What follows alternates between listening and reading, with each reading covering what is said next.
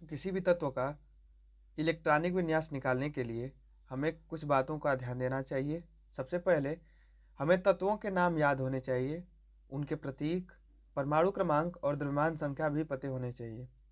तो किसी भी पदार्थ का हम इलेक्ट्रॉनिक विन्यास या तत्व का इलेक्ट्रॉनिक विन्यास हम आराम से निकाल सकते हैं। आइए हम कुछ एग्जाम्पल लेकर इसको समझते हैं कैसे किसी भी तत्व का इलेक्ट्रॉनिक विन्यास हम निकालें। जैसे एक तत्व है सोडियम, इसका प्रतीक होता है Na और ये आता है 11 नंबर परमाणु क्रमांक के साथ और इसका जो भार होता है वो 23 होता है।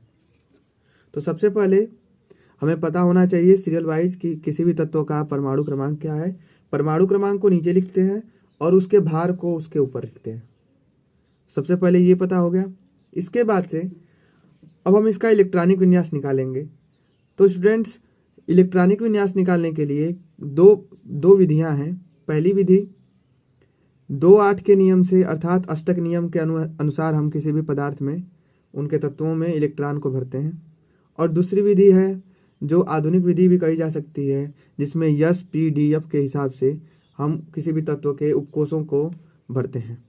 तो सबसे पहले हम सीखेंगे पहली विधि अष्टक नियम के हिसाब से। उसके लिए अष्टक नियम में एक नियम आता है 2n² का। 2n² अष्टक नियम के अनुसार 2n² यह दर्शाता है कि कोई भी पदार्थ है अगर, तो पदार्थ में उसके कोष होंगे, कोष में कितने अधिकतम इलेक्ट्रॉन भरे जा सकते हैं। यदि हम किसी पदार्थ की बात करें, उसके पहले कोष, और कोष को हम K-L-M-N से दर्शाते हैं, K-L-M-N। साथ में उपकोष को हम S, P, D और F से दर्शाते हैं। तो बात करेंगे कोष की। इस कोष में अधिकतम से अधिकतम कितने इलेक्ट्रॉन भरे जा सकते हैं, उसके लिए यह नियम बनाया गया। तो सबसे पहले बात करेंगे सबसे K वाले की। जो K वाला कोष होता है वो किसी भी परमाणु के केंद्र में, आपको पता है कि एक प्रोटॉन होता है और न्यूट्रॉन होता है, उसके बाद त्रिविम क्षेत्र होता है जिसे हम कोष कहते हैं, जिसमें इलेक्ट्रॉनों के पाए जाने की संभावना अधिक होती है। तो कह रहा है कि जो K है वो सबसे अंदर वाला कोष है, उसके बाद L आता है, उसके बाद M आता है और लास्ट में N आता है। तो हम बात करेंगे पहले कोष के लिए। तो पहले के कोष के लिए नंबरिंग करते हैं 1, दूसरे के लिए 2, तीसरे के लिए 3 और चौथे के लिए 4।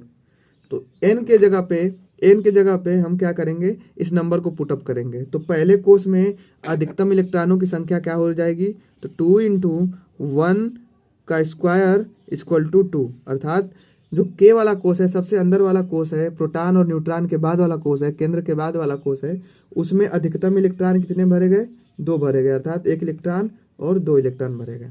इसी प्रकार दूसरे कोष के लिए अगर 2n² वाले फार्मूले पर रखें तो 2 और 2 2 जा 4, 2 का स्क्वायर हो जाएगा, तो 2 2 जा 4, 2 जा 8। तो दूसरे कोष में कितने इलेक्ट्रॉन भरे गए, अधिकतम 8 इलेक्ट्रॉन भरे गए। तो इस प्रकार से हम 2n² के फार्मूले से किसी भी पदार्थ में के कोषों की में उपस्थित इलेक्ट्रॉनों की संख्या को ज्ञात कर सकते हैं। तो ये रहा 2n² का फार्मूला। अब बात करते हैं सोडियम के इलेक्ट्रॉनिक विन्यास की। कोष के बाद आता है उपकोष।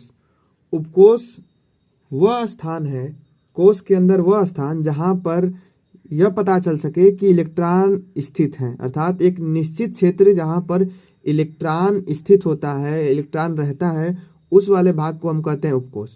तो K-L-M-N जो है आपका कोष हो गया, उसके बाद SPDF आपका उपकोष हो गया। अर्थात SPDF में यह पता चलेगा कि कितने इलेक्ट्रॉन कहाँ पर किस निश्चित जगह पर स्थित है। तो अब बात करते हैं, उपकोष हो गया, कोष हो गया। अब बात करते हैं सोडियम के इलेक्ट्रॉनिक विन्यास की। इलेक्ट्रॉनिक विन्यास को ज्ञात करने के लिए एक सूत्र जो है हमें पता होना चाहिए, वो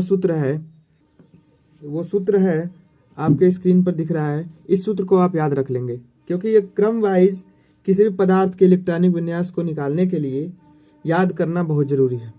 तो आइए बात करते हैं। सोडियम का परमाणु क्रमांक है 11।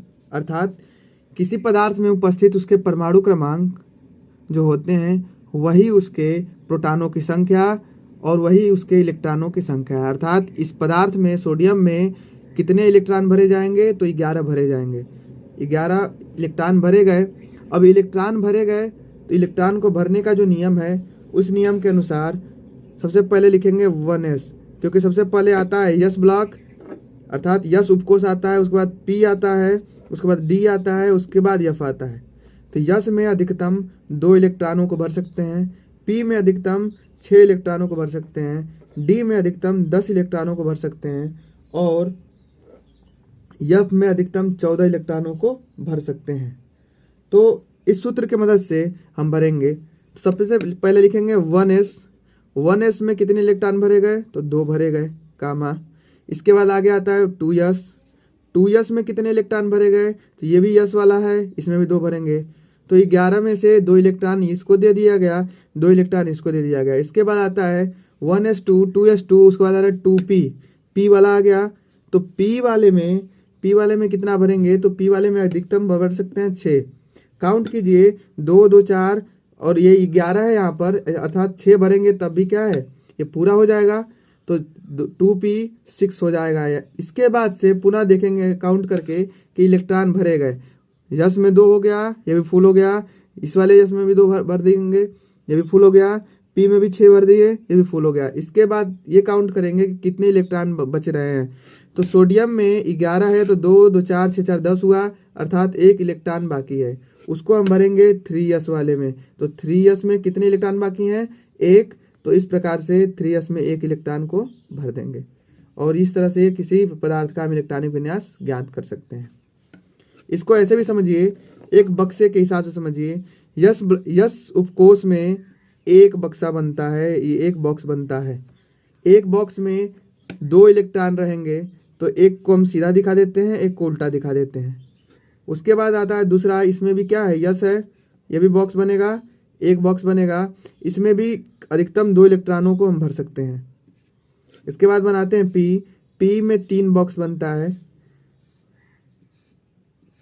और पी में अधिकतम कितने इलेक्ट्रॉन है, 6 भरेंगे। एक बॉक्स में 2 भरेंगे।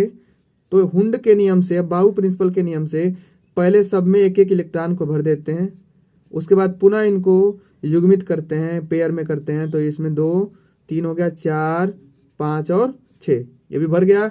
इसके बाद पुनः यस आ गया, तो यस में तुरंत एक बॉक्स बनाएंगे और 1 इलेक्ट्रॉन को इसमें भर देंगे। इस प्रकार से किसी भी पदार्थ का हम इलेक्ट्रॉनिक विन्यास निकाल सकते हैं। घर पे ट्राई करने के लिए आप लोग मैग्नीशियम का, क्लोरीन का, सिल्वर का, आयरन का निकाल कर ट्राई कीजिए। धन्यवाद। केमिस्ट्री में बेसिक सीखने के लिए बने रहिए कॉस्मिक नरेशन के साथ। धन्यवाद।